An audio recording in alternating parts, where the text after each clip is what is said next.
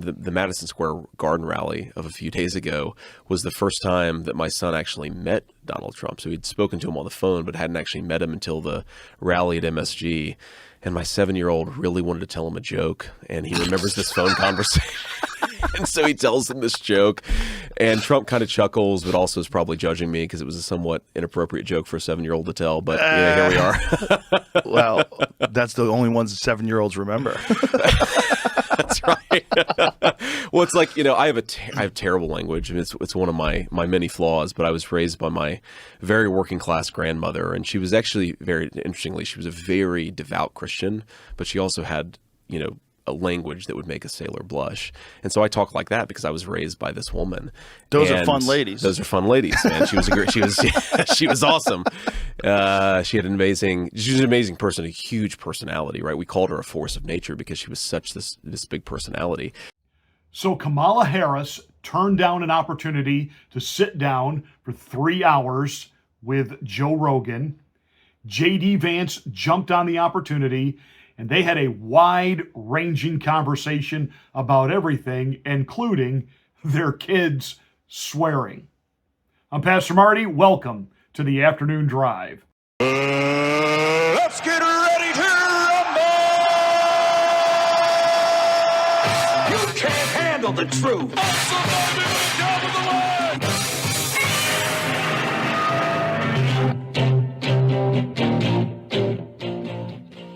Hey, please make sure that you are subscribed to the channel. Once you are, smack the bell, click the word all. That will give you notification of my rants, my ravings, my undeniably flawless, perfect, without error reasonings. Hey, please like and share this video. It's the only way that we can get the word out that we're here.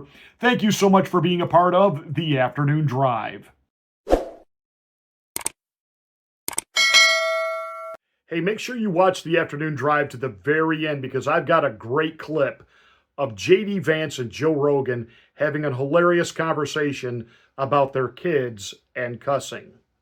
So Kamala Harris, actually, the way Joe Rogan has been explaining it, reached out to him after she heard the rumors that Donald Trump was going to appear on his podcast and that she wanted to be on as well. And Joe Rogan said, hey, look, you have a standing invitation. Come on in. We'll have a conversation. Well, after the Trump interview dropped, and it was, 3 hours of just Donald Trump sitting there, and they had a conversation. And no, there weren't a lot of sound bites that came away from it, but if you watch it, you couldn't stop watching. It drew you in like binge watching your favorite series online. And they got into some politics, but they got into all kinds of things from UFOs to Donald Trump and Joe Rogan going back and forth over their love of, professional wrestling, the mixed martial arts type of boxing, etc. It was good stuff. It was very interesting, very engrossing. Kamala can't do it.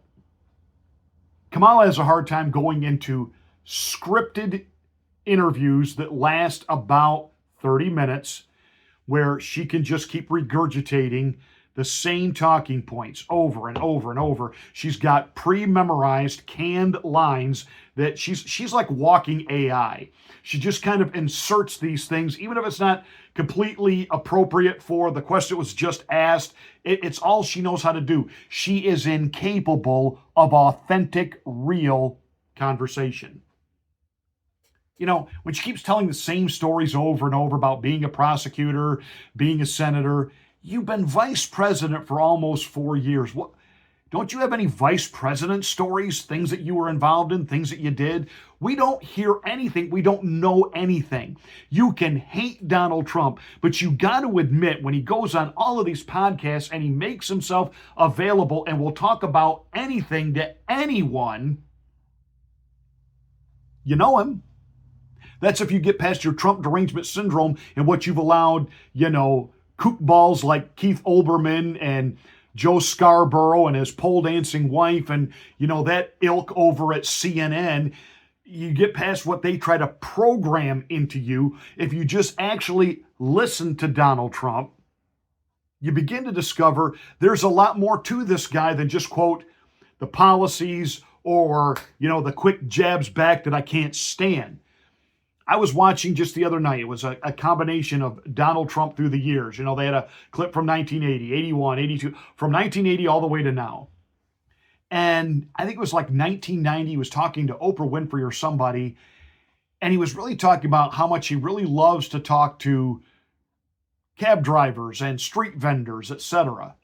And she was like, really, why is that? Why you don't like to talk to other billionaires? He said, well, no, because I'm in competition with them. They don't like me, and I don't like a lot of them. But he said, I love to talk to people, and it comes through. You know, Joe Biden refers to us as garbage, and I don't care how the White House is trying to walk that back and say it was an apostrophe. He called half the country garbage. Donald Trump knew how to take that and run with it. Yesterday in Wisconsin, there he is in a garbage truck, and he even had time to get it logoed with his name on it. Vivek Ramaswamy actually went out and collected garbage with garbage men there in Wisconsin. It was incredible.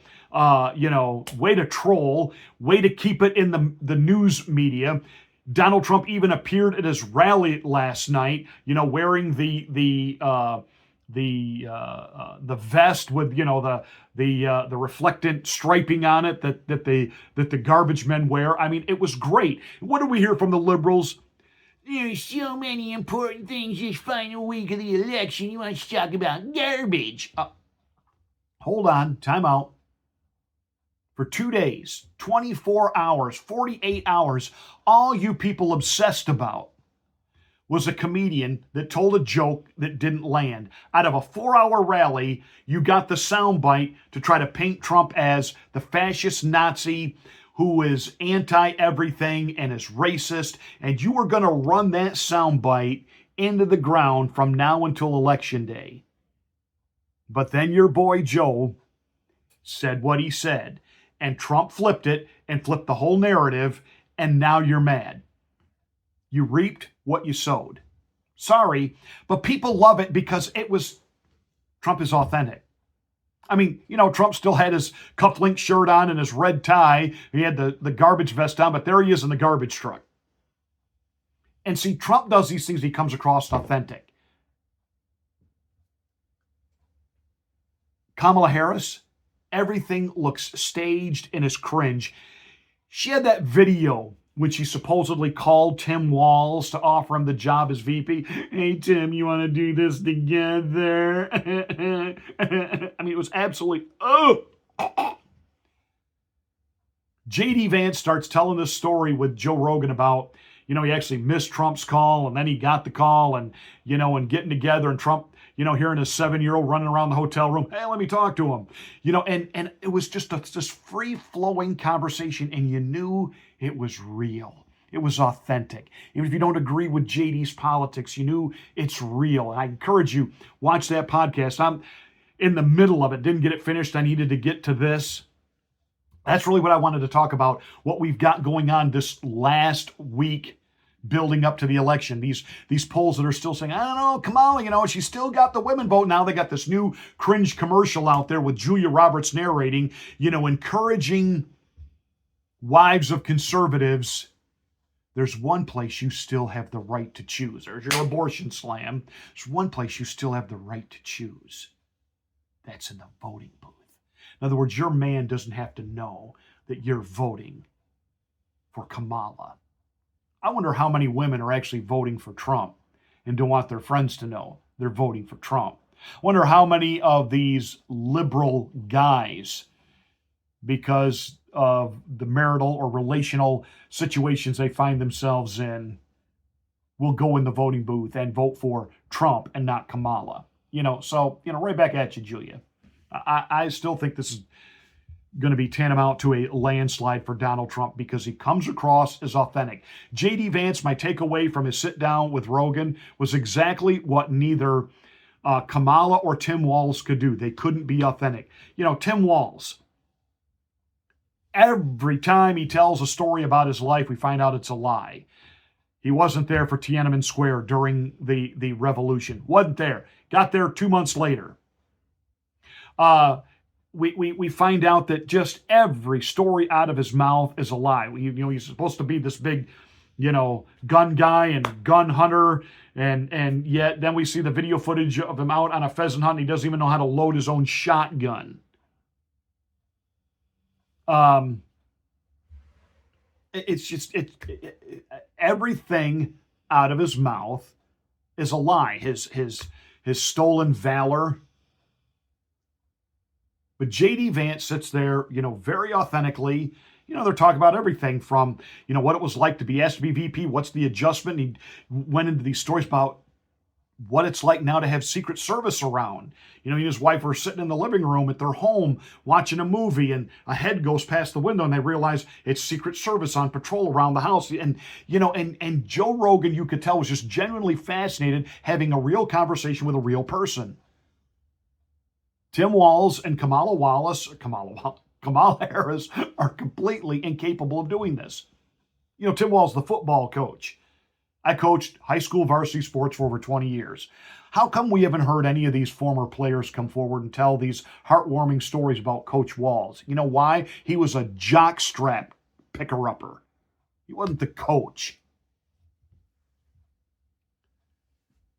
But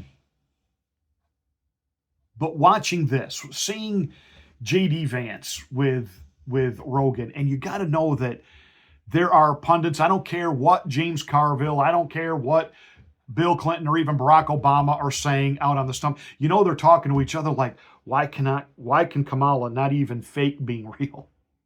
Why is she turning down these opportunities to really sit down and let people get to know her? Because she's so absolutely inauthentic. She's even stolen Donald Trump's idea now about, she's now added to her stump speech, she's going to start deporting people who came in here illegally. No, she's not. But it proves this woman doesn't have an original thought in her head. And anything that the Kamala people like about her policies, but because they're suffering from Trump derangement syndrome and never listen to anything he says, don't even know that she's stolen every one of his ideas, from no tax on tips to no tax on overtime, etc., etc., etc. So we're going to take this out of here, this last week of just watching Trump and JD connect with people in ways that Kamala and Tim Walz are just absolutely incapable. Why? Because they are inauthentic. They're inauthentic. Trump, JDR.